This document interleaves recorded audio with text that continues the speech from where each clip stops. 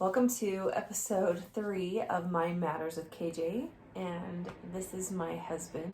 This episode is about what it is like living or being married to somebody with bipolar disorder. So do you think it is possible for somebody with bipolar disorder or any mental illness to still be a good spouse and a good parent? Absolutely. The illness doesn't determine whether or not you're a good spouse or a bad spouse. The illness doesn't determine whether or not you're a good mom or good dad, like a good parent or not. Does it bring up unique challenges that maybe other people don't have to deal with? I don't know, perhaps. Does it bring more opportunities that other people don't get to experience? Yes. But I don't think that the illness determines that. And what is important is awareness. So if it's kind of like saying, hey, if someone has cancer, and like stage 4 cancer, and they're on their deathbed and they can't get up to make their kids food, like, is that determining whether or not they're a good parent or a bad parent? And I think in that scenario, most people can recognize, like, oh, they're sick. They're, like, actually physically sick. No, like, obviously they can't get up and make, breakfast or, do the laundry or whatever. I think with mental illness, there'll be, like, stages where, it's not cancer, but you still can't get out of bed. It's not your fault. It's not anybody's fault. It's just, like, that is what it is. And I think what makes a marriage is that, like, we're a team. So if you're having a bad day, then I can step in and help with the kids. And honestly, like, guys should do it anyways. Like, it shouldn't just be like women that have to do that type of stuff. But there's times where, like, I need a break too. And, like, she knows that I'm losing my cool usually after 8 p.m. and the kids aren't in bed yet, and so you'll take over sometimes where, like, I just need a minute. That was really helpful for you to compare it to something else that people look at it so obviously. Of course that person's sick. It doesn't mean they don't love their family. They're sick. Yeah, mental illness is harder that way because it's not something that you can't go and get a blood test that tells you that, and people that haven't lived it don't understand. And honestly, like, there's tons of that I don't understand, other than I have just empathy in, like, knowing you for so long. Like, I haven't really dealt with, we've been married depression for 15 years. Yeah. So that is quite a while. Tell me all the things you love about me. She's a great lover. A great mom. Get them involved in activities and making sure that they feel loved, and they are, and they know it, and they love their mom. We do, like, normal couple things. It's just because you deal with, like, mental illness doesn't mean that we don't do normal things. We like to be together. We like to go on dates. You actually, one of the things I've always appreciated about you is that you are usually the one that encourages us to go and comes up with the idea, and, hey, we should do this, and we need to, like, spend time. And so, I can just kind of get caught up in my own world. I think we're kind of, we are very yin-yang that way. Ryan keeps me grounded, and I kind of spark some excitement sometimes. Illness doesn't define who we are as a couple, or you as your individual self, or you as a mom. It's just part of the equation.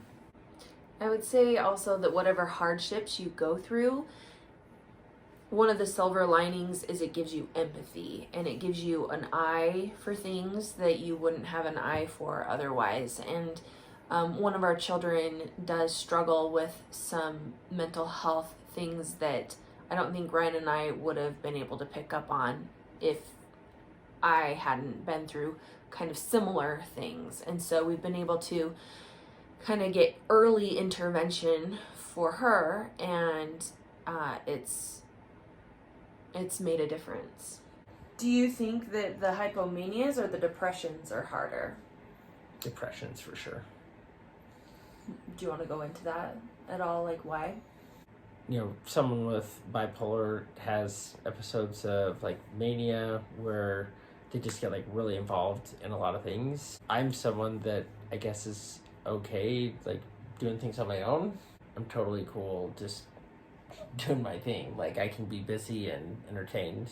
Like depression, it's you don't really want to be around anybody, you don't want to talk, like, so it's like much more seclusion. And even if I wanted to, like, we'd still just kind of let you sleep or whatever it is that you have to do to like deal with that. Any little tips or tricks that help it? Know the signs. So for you, hypomania is just getting super involved and in a ton of projects at once, all of which individually would take a ton of time, and doing like 10 of them at once, and with the belief that you could do all of them better than anybody else. Well, I don't know if I necessarily believe I could do it better than anyone else, but I believe that I can do it good. Right. So it's not like it's not even a bad thing per se. It's just a lot. It is a lot. It's not like it just like flips on like one day and like flips off another. Like, oh, I don't need to do these things anymore. It just kind of gradually phases out. But I think just understanding the signs of what's going on and being aware of them is probably the most helpful. So what does it look like when I am symptom free? I think everyone deals with a bunch of different things. So like I have my own mood swings where like I'm grumpy at night. Or whatever. So like symptom free is very just kind of overcasting. I don't think anyone's ever symptom free. It's just like, how far on the spectrum are you? That's actually true. It is pretty cyclical with you being grumpy at night and short fused, but being super perky and happy in the mornings. Yeah. And that's just how your body chemistry works. Yeah.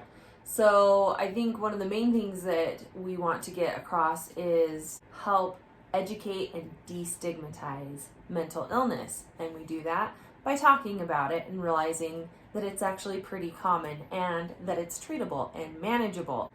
Everyone at times gets frustrated with their significant other. And so to say that I would never feel that way, like never feel frustrated, would like be a straight out lie. I don't think that it's helpful to also tie everything back to like one cause. Like, oh, there's mental illness that we're dealing with here, like that makes it harder. Or we're dealing with depression right now, like woe is me.